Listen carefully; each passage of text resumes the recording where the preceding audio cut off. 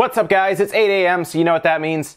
It's time for News Wave. Now, before we go any further, I do want to remind you that we will have the News Wave Weekend Review tomorrow for Saturday. Check that out, because we'll go through all the comments and pick some out for the different topics throughout the week. So make sure you are commenting on the videos. Maybe your comment will get into the video. There's some fun stuff today to talk about, so let's get started. Now, I'm going to start you guys out with some Mario Odyssey news. If there's any real indication of people being super excited, super hyped for a game, you know you're to that point when they are speed running the in-store demos, and that's happening right now for Mario Odyssey. I talked about before I went to a Walmart and played Mario Odyssey. They seem to be pretty much littered throughout all these different retail stores like Best Buy and Walmart, and now people are recording themselves off screen speed running this demo. And at this point, the fastest time that I've seen online so far is 6 minutes and 39 seconds, completely recorded on YouTube. This is really funny. It's funny to see this game getting just people speed running it in store. Again, that's how you know people are super hyped for this game. It gets 10 out of 10 from Edge.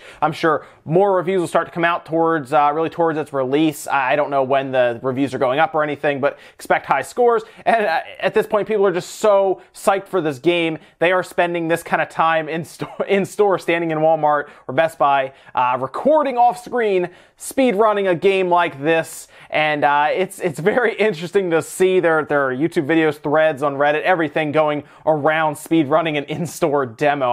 I can't remember ever seeing that. So this is really interesting that it's got to this point. So yeah, it's going to be pretty crazy on the 27th when this game launches. I expect a ton of hype all over the internet on that day. Next up, let's talk a little bit about loot boxes. I know this has been like an ongoing topic for pretty much the entire internet right now, because it's making their way into like every AAA game coming out this holiday season.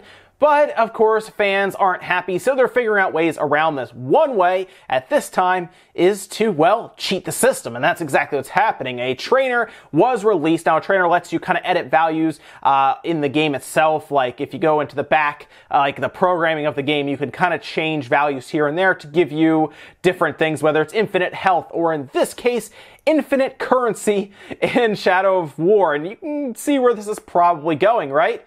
Yeah, you could then buy as many loot boxes as you want. There were some screenshots released from a couple different people using it, showing pretty much all 9s across the board for silver, and then just buying loot boxes constantly. Now, of course, you can't change the gold value, because when you do connect to the internet and then connect to the store, that will reset or change to whatever value you actually have on their servers. But silver can be played with offline. I wouldn't connect to the internet, obviously, if you're doing this, because, well, you could face bans or anything like that. But for people who are playing offline exclusively, well, there you go. People have figured out a way around the loot box issue. Games that don't require you to go online, yes, you can technically do this, play around with settings. It is considered, I guess, modding or hacking, whatever you want to call it, but there you go. Unlimited loot boxes for everyone, I guess, if you're willing to go this far. I'm not. I don't care enough to do that. It's just funny that gamers have already figured it out with like a day after this game coming out. Now, we're going to go from there and talk more about loot boxes. And the thing about loot boxes is people are not happy about it, and they've really turned their attention to Battlefront 2, right? People are really mad about Battlefront 2. They see it as pay to win, and there's a lot of really outcry about this all over the place. YouTubers are yelling about it. Different websites are yelling about it. Well, DICE and EA have pretty much made a statement on this entire situation. I think they're trying to kind of cool everything off, because people are pretty hot right now at EA and DICE, not happy. But they decided to try to explain that the beta version that we saw with all the loot boxes and stuff, things that we saw there, isn't necessarily going to be how it'll be when it comes out. That's not going to be the case. They tried to explain that the stuff that comes out of loot boxes they correspond to your level. So you need to be a certain level, or rank as they call it, to then get stuff out of loot boxes. It technically correlates to whatever your rank is. So if you're a high rank, you have a chance of getting high grade stuff out of these loot boxes. So according to them, you have to work your way through at least some of the game before you can get good stuff, even if you put money in. However, they seem to want to make everyone happy. According to them, they want to make people happy who just want to spend money on the game and get up in the ranks quickly, and they want to make people people happy who don't want to do that and then don't want to be taken advantage of by these people who are spending the money. It seems like an impossible task to make everyone happy. Someone's not going to be happy, and they pretty much have to understand that and get over it. It's going to be interesting when it comes out because I feel like this may just be some damage control before the game itself is released, and then people just find out for themselves if they actually fixed anything. There's a chance they just don't fix anything at all. But at least it sounds like you have to at least play through. You can't just walk into the game, right, spend some money, and have high-tier stuff. You have to at least play hours and hours of the game. And I guess in their minds at that point, people might be even either way. This is, I guess, a way for somebody who walks away from the game for a while, despite being a high level. They come back, they can throw $20 at the game, you know, and then all of a sudden be kind of leveled with people who are who've been playing for a while. Will it work? Probably not. People are just going to be mad, but at least I guess they're trying something here because they want loot crates or loot boxes in there, but they don't want everyone to be mad about it. Next up, let's talk a little bit about Fortnite. It's this game that has pretty much taken over the internet, much like PUBG has. It's a similar concept where it's really a battle royale against a ton of people, and people are finding Fortnite to be, well, more refined than PlayerUnknown's Battlegrounds at this point. It runs better. It really doesn't have as many glitches, and I think it looks better too. It's gaining popularity behind PUBG, which has obviously exploded off the Steam charts. And in order to do that, we're seeing that companies like Epic need to protect this game, and they're doing so pretty fiercely. They're actually suing two people who are associated with cheating software that are kind of aimbots. So Tuesday, Epic Games filed a civil complaints against two alleged associates of the website Addicted Cheats, who use an aimbotting service to kill Twitch streamers on camera. And it's like $5 to $15 for a monthly subscription, and you have an aimbot essentially. It'll help you just get headshots and track people, aim at people a lot easier. And of course, if you have this aimbot software, it's very unfair against other people. I have no problem with them cracking down on this. Suing them might be a little much here. I think that punishment might be a little high, but if I'm playing a game like that and I'm getting really into it, I don't want people with aimbots to ruin it for me. I mean, do you? I don't.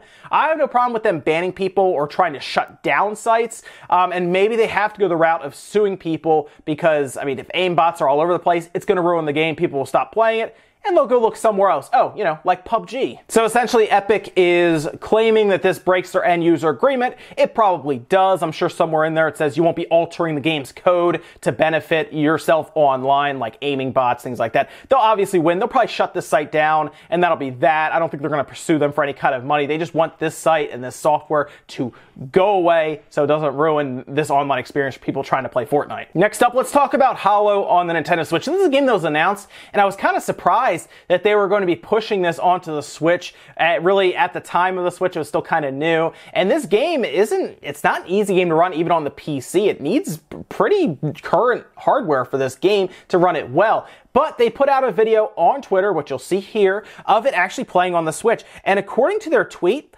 this is apparently running at high spec from PC quality with Unreal Engine on the Nintendo Switch. They're pretty much saying here, according to their tweet, they can do some magic. And really, seeing it running, even though it's a lower frame rate, that's at high spec settings for the PC on the Nintendo Switch in handheld mode. That is absolutely insane to see that, and it's going to be interesting when it comes out because it's a horror game, of course, but the fact that it looks that good on the Switch right now at a lower frame rate, they could play around some settings. It sounds like, from what I'm gathering here, they just put it on there, they played around with the Unreal Engine to just port it over at high specs. And there you go, it's running. They'll do some, they'll play around with it some. According to them, though, they want to target 1080p at 30 frames per second. So that's going to be interesting to see if they do accomplish that resolution on the Switch with a game that looks pretty good. It's definitely compelling to really keep an eye on, and I will going forward. That's Holo on the Nintendo Switch. Now let's move over to nouveaux. We've talked about it before. It's a DRM software that companies use to keep their game protected as long as possible. A lot of times they want at least a week out of it because they want to get really the first initial burst of sales without having to worry about anyone trying to rip off or pirate the software. Well, it looks like nouveaux is at least to the point where it can protect it for 12 to 24 hours, and some companies may just be stepping away from it. Shadow of War was cracked in 24 hours, and that's not good because you pay out a premium for this software. It looks like even Bethesda is realizing this because Evil Within 2 was supposed to have this software. Early signs who have the game, who are looking through the files and everything, no de nouveau software anywhere internal to this game. So it looks like Bethesda decided to pull back on that, and there just won't be any DRM from them on there. And that's interesting because this was a very highly regarded software that's going to keep your games protected.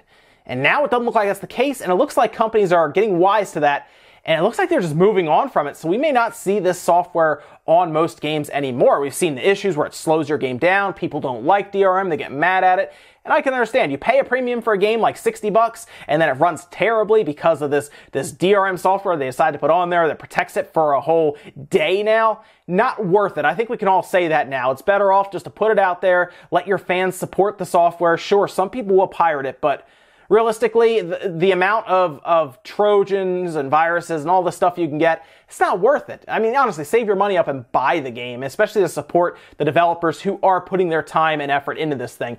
I am happy to see kind of this de nouveau start to kind of fall into the background, go away a little bit here, but that might mean that somebody else steps up and brings some other DRM software that these companies, I guess, will want to invest in. And in our last bit of news, Pokemon Go may be getting the Gen 3 Pokemon. Yes, that's right, from the Generation 3, they may be getting those Pokemon to Pokemon Go in really an update, I assume, coming out in 2018. This was done by Business Insider, where they talked to the CEO of Niantic, that's John Hank, saying, "There's a lot of Pokemon that have not yet been launched, so I think the next secret weapon will be launch of the next Pokemon generation. I hope the players will soon see them." So this isn't surprising. The one thing Pokemon Go, really the advantage they have here, is that they can just keep pulling from these generations of Pokemon as we go forward because more Pokemon games keep coming out, that they have an unlimited supply of content here. They don't have to make the stuff up. They just need to program it into the game. And people have already data mined it and found some of these Pokemon from Gen 3 already in the game. So they have been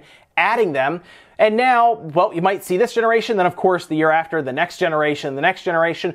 I do want to say one thing. It sounds like they may be bringing player versus player to the game. Something a lot of people have wanted because, well, in Pokemon, you battle other trainers. It happens all the time, right? Instead, we're battling gyms and you're battling raids. It'd be more fun to be able to at least battle against each other. They just need to figure out how. I mean, will they eventually turn it into the Pokemon battle system that we know from the DS, the 3DS, the Game Boy, where you just pick attacks and you fight each other like an RPG? Maybe. It does sound like they're revamping a battle system that will also be available next year. I have to assume, like I said, it's the PvP system. Let me know what you guys think, though, because I am curious if any of you really even still play Pokemon Go or if it has kind of fallen off, because I don't hear about it as much as I used to. Well, you know, back when it was really popular and people couldn't cross the streets without looking at their phones. And that's it for Newswave today, guys. Make sure you comment, like, subscribe, all that good stuff. Let me think about any of the stuff we talked about today, whether it is the Shadow of War cheating bot or the Fortnite cheating bot that people are getting sued over.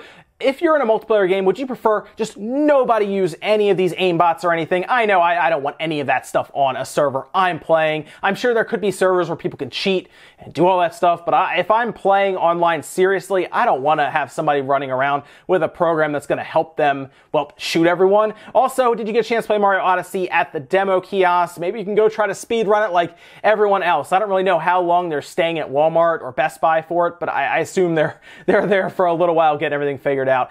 Definitely check out tomorrow, guys. We'll have the Newswave Week in Review where I will go through and pick your guys' comments. Should be a lot of fun. That should be out sometime in the morning. No real schedule for that as there is for Newswave, obviously. Thanks, guys, for watching, and I will definitely see you on Monday for more Newswave.